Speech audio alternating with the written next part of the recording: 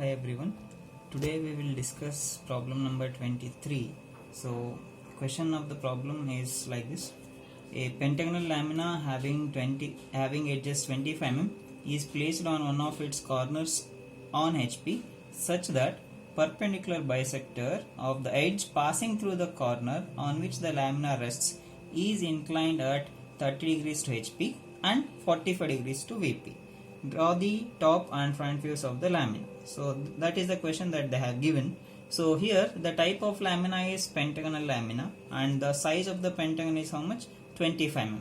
So where it is placed, in which plane? It is placed on one of its corners on HP. So it is resting on HP. So how it is resting on HP? It is resting on one of its corners. So corner should come towards your left hand side. So if I consider this as my pentagon, so I should place the lamina on HP. My hand acts like HP. So I place the lamina on HP like this. So in such a way that, so I should obtain the corner. So the resting corner should come towards your left hand side. So this will be your resting corner. The corner that is there towards your left hand side. Okay. So I'll take the lamina in this manner. So now in this particular position, I should take, this is the normal position. I should take the top view as well as front view. So if I see this lamina from the top, so it looks like a pentagon, right? So if I see this lamina from the front, so it looks like a line, horizontal line. So this front view will go and fall on your XY line because I have taken the lamina on HP. If the object is on HP, its front view we will get it on the XY line. That is what I have given it here. So top view it looks like a pentagon and front view it looks like a line, and that projects on your XY line. So this is about the first position, normal position. So already I have told you that, so in the previous problem number 19, so while explaining that, so I have told you that if I say 25 mm sides of pentagon, so all the edges will be equals to 25 itself. It is a regular polygon. So what will be the included angle or the interior angle for the pentagon? It will be equals to 108. I have shown you the construction, how to do the construction of the pentagon in the last problem itself. That is problem number 19. So now, so directly I have taken that. So coming to this construction, so I have taken the XY line.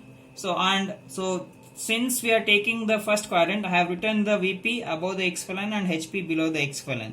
Okay, and I have drawn the pentagonal lamina. So by taking one of its corners as your resting position. So corner should come towards your left hand side. So this is the corner resting pentagon when you take the top view. So normal position. This is your top view. Okay, so we have to construct a pentagon by drawing one vertical line, vertical thin line. So take the dimension and take the angles as 108 degrees and cut the arcs. So to obtain all the 5 corners of the pentagon, and you join them. So that is about the top view. So if you extend the projections from this top view point, so we will get its front view as a line, and that line will get it on the XY line. The size of the pentagon I have written it as 25 mm and the angle I have written it as 108 degrees. Okay, so now I should take the top view of this. So top view is this, the namings of the top view.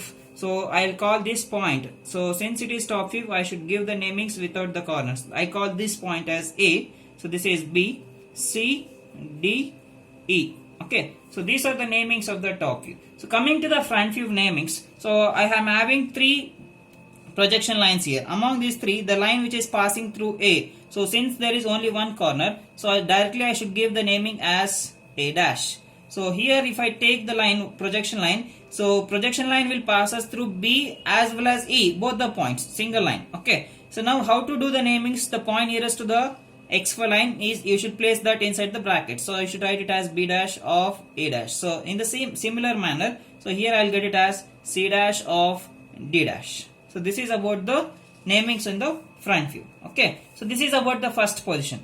Coming to the second position. So in order to take the second position, we have to see, so in the top view it looks like a pentagon. Okay, top view means it falls on HP. So hence if you go to the second position, I should take the inclination with respect to HP. So it is like this. So I am having the pentagon like this. Okay, so with this as my resting corner, so I should take this lamina to the second position.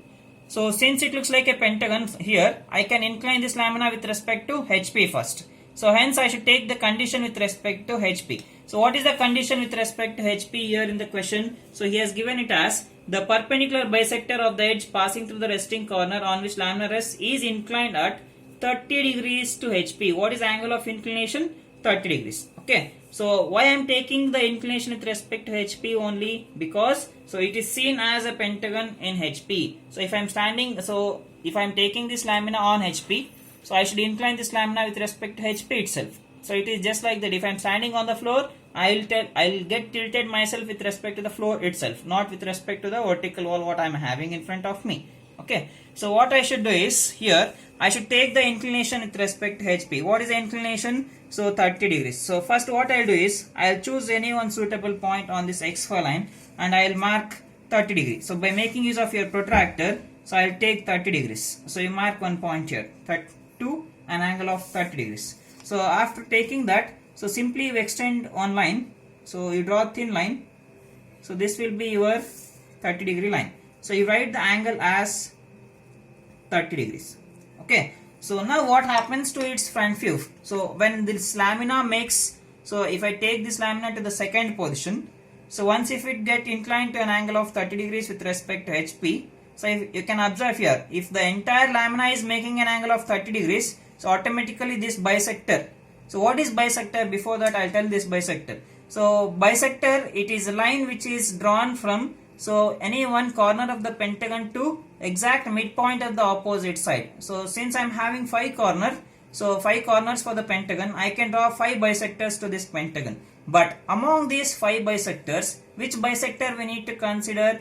The bisector which is passing through the resting corner. That is what he has given clearly here.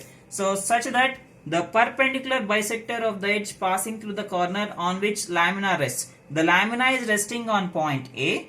So I should consider the bisector which is passing through this corner A. So that is what? So that should get inclined to HP at an angle of 30 degrees. If this entire lamina will get tilted to an angle of 30 degrees, automatically this bisector which is passing through the corner, so that also will get tilted to an angle of 30 degrees. Okay. So now, so I should take this point as your resting point, that is A dash, like this. Okay. So now if I see this lamina from the front, earlier it was horizontal line. So if this entire lamina makes an angle of 30 degrees, so whatever the front view that I was having, that horizontal line, the same length of the line will get tilted to an angle of 30 degrees. Okay. So the length of the lamina will not change. So whatever the length that I was having in the first position, the same length will get tilted to an angle of 30 degrees here. So hence, so the distances or the dimensions of these corners will not change. So I know that the resting corner should be there on the XY line. Hence I have transferred that point onto the XY line here. So that is the reason why I am taking that resting corner on the XY line, because it is my resting corner. So now I will obtain the remaining corners. Take the distance from A dash to B dash of E dash. So place at this point and you cut one arc. So this point I call it as B dash of E dash. So next is similarly take the distance from A dash to C dash of D dash, from where you are taking the dimensions, the distances. So place at the same corner and you cut the arc. So this arc so will be your C dash of D dash. So if you are having any extra projections, so small lines, so you erase it. So now you make this portion as dark line. So this is your front view after making an angle of 30 degrees. Okay, this is what we will get in the front view. So what happens to its top view? You can observe here. So this is the resting corner. So earlier you can observe the shadow below.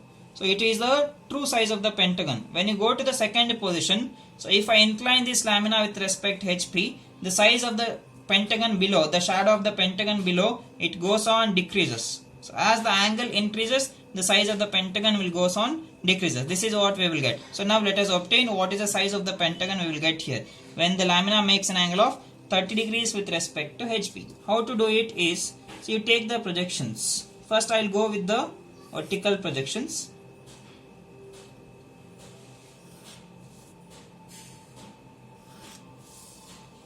So next you take the horizontal projections.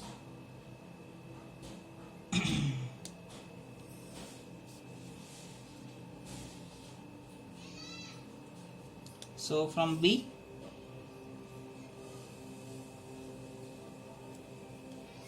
C, because C dash is here. Similarly D dash is here, and E. So this point is E. You take the projection till A dash. Okay. Now you go with the namings. So this is A and A dash is here. So you call this point as A dash. B and B dash is here. So you call this point as B dash. C dash. So this will be D dash, and finally we will get A dash. So you join them.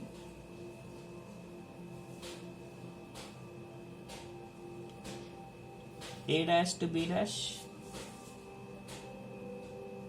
B dash to C dash. So these lines has to be dark lines.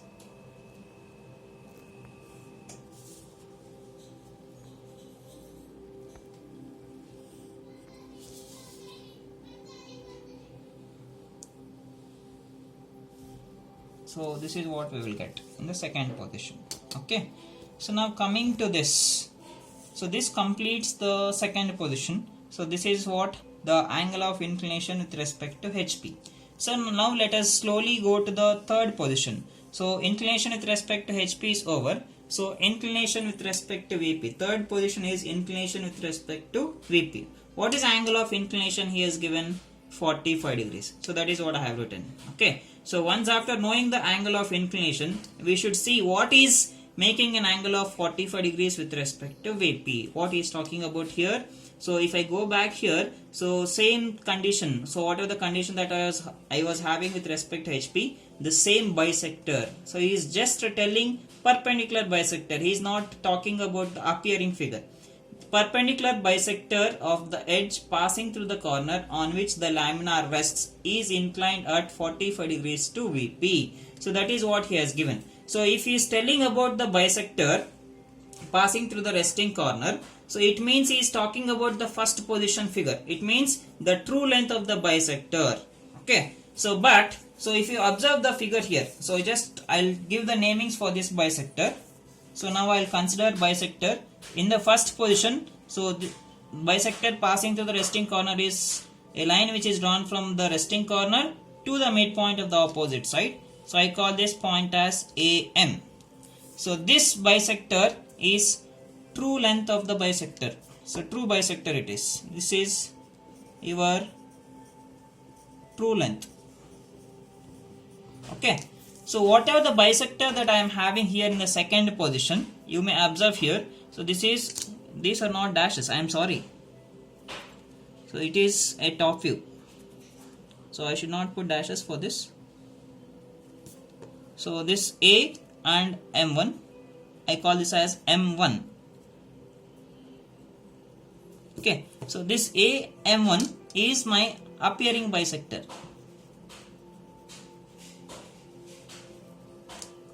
Okay.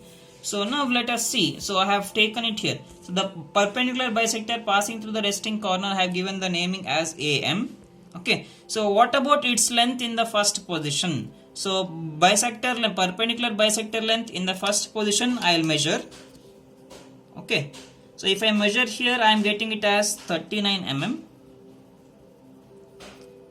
Okay. And the appearing length, so that is the second position bisector length. So if I measure the bisector length in the second position, I am getting it as 32 mm. So you can observe the difference here.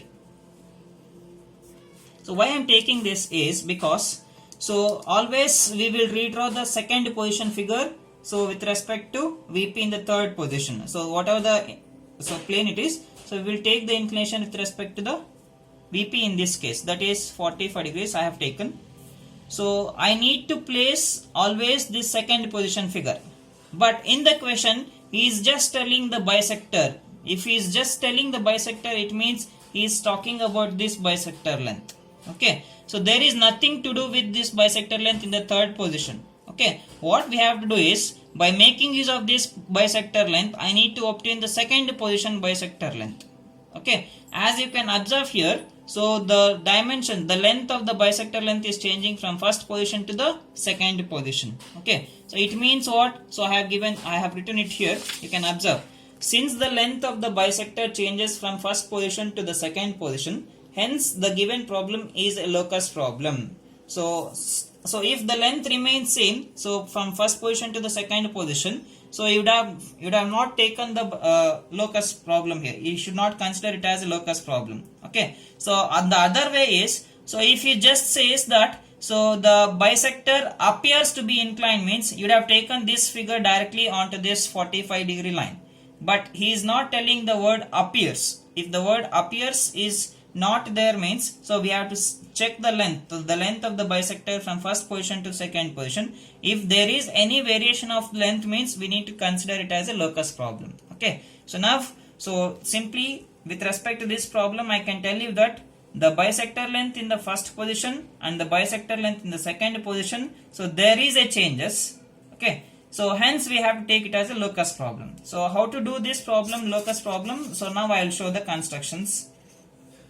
First what we need to do is, so since he is telling just the bisector, so we need to consider the true length of the bisector, that is from A to M. Okay, so you choose any one point on this 45-degree line. Choose any one point on this 45-degree line and you cut the arc. Okay, when you cut the arc, you will get this point as A and this point as M. Okay, so this is what he is talking about. He is telling that this true length of the bisector, that is AM, is making an angle of 45 degrees.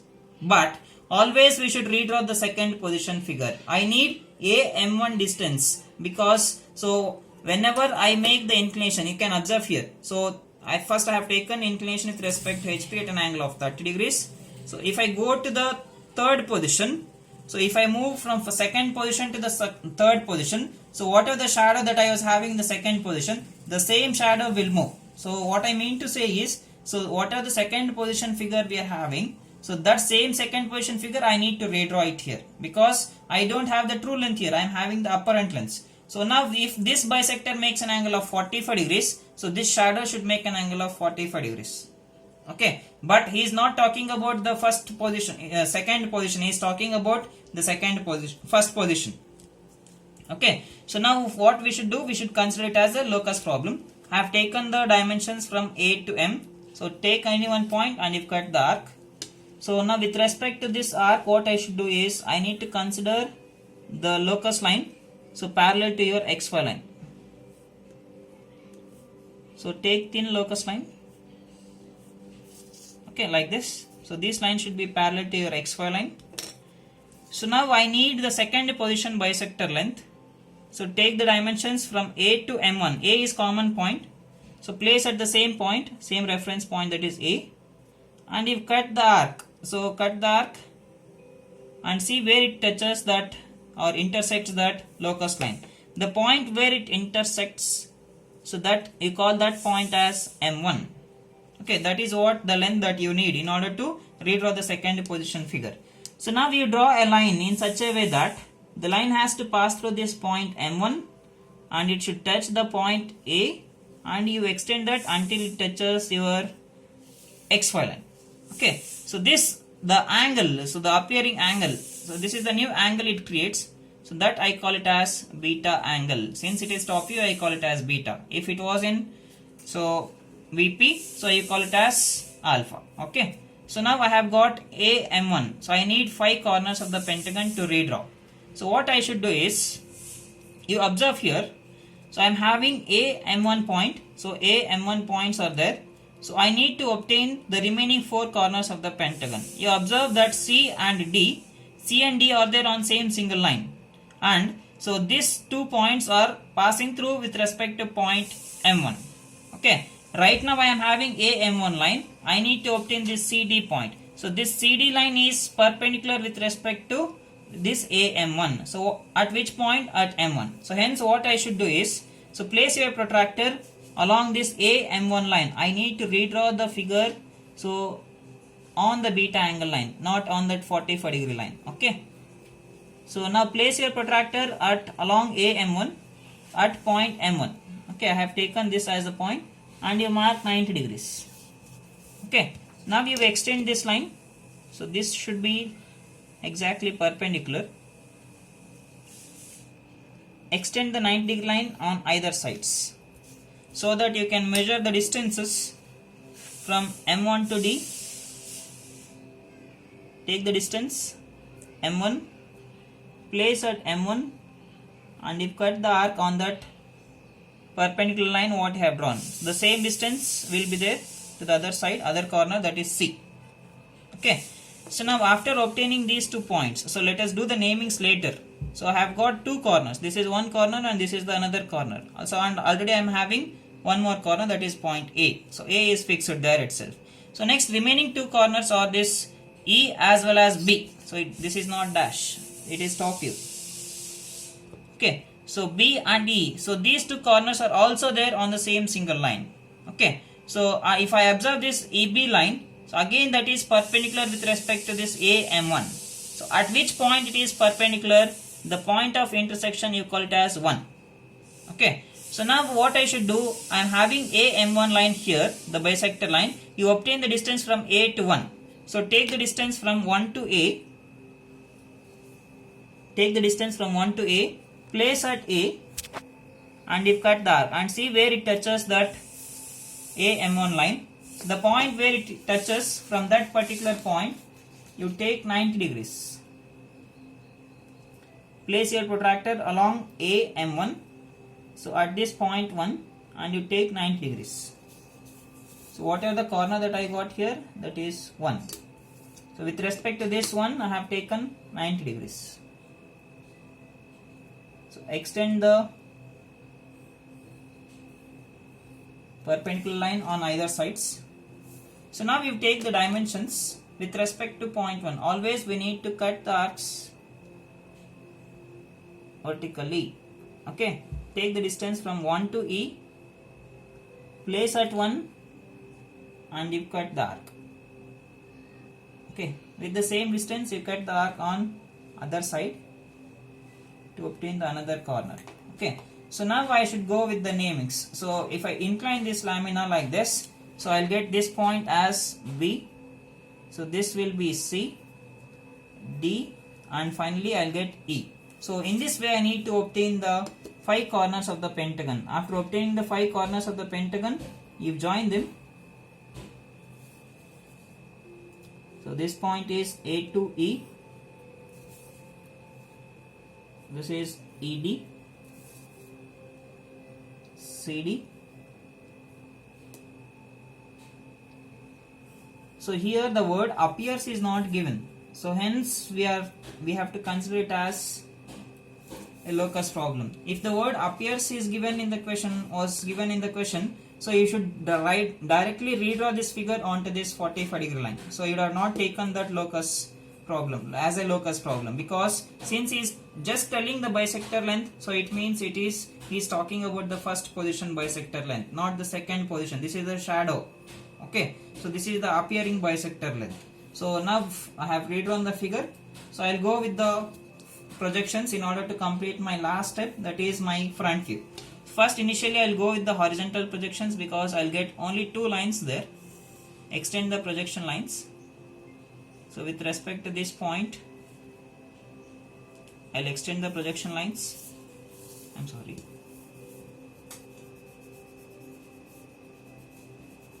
So these lines should be exactly horizontal.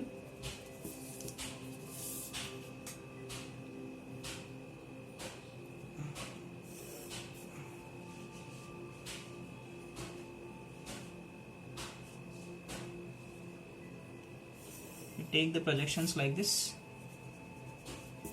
So now you go with the vertical projections. So you extend the vertical projection line to the required position. This point is A and A dash is there on the XY line. You extend it only to that much. Next is B. So B dash is the second line. So you extend it till there. C next. C is the third line, topmost line. So C, C dash. D2, D dash. Where is D dash? So these lines should be vertical to your XY line. So that is perpendicular. So D dash is there, the topmost line. Next is E. Finally we will get E here, the second line. So now do the namings. So this is A dash, this is B dash, C dash, D dash and E dash. Always the namings you must obtain them in the cyclic order. So clockwise or anti-clockwise, that doesn't matter. The namings has to be there in the cyclic order. So join all the corners with the help of dark lines. So draw D dash to E dash and finally A dash to E dash. So this is about the front view in the last position. So this completes the solution. Only thing that I forgot is to measure this beta angle. So place your protractor at this point and you measure the angle. So I am getting it as 55 degrees. So you write the beta angle as 55 degrees. So this completes the solution. So I'll just repeat this. So only the third portion I'll repeat. So here he has given the inclination with respect to VP as 45 degrees and he is just telling the bisector. He is telling that the bisector passing through the perpendicular bisector of the edge passing through the resting corner makes an angle of 45 degrees to VP. If he just says the perpendicular bisector, it means that he will be talking about the true length of the bisector. True length means we will get that in the first position. Okay. So since he is talking about the true length, that is the first position figure, so there is nothing to do with this figure in the third position. So I should obtain the second position bisector length. So how to obtain that? By making use of this bisector, you take any one point, cut the arc and you draw the locus line. So then you take the dimensions from the second position and you cut the arc on that locus line. Then you redraw the figure onto that new line, new angle of inclination, that is called as a beta angle.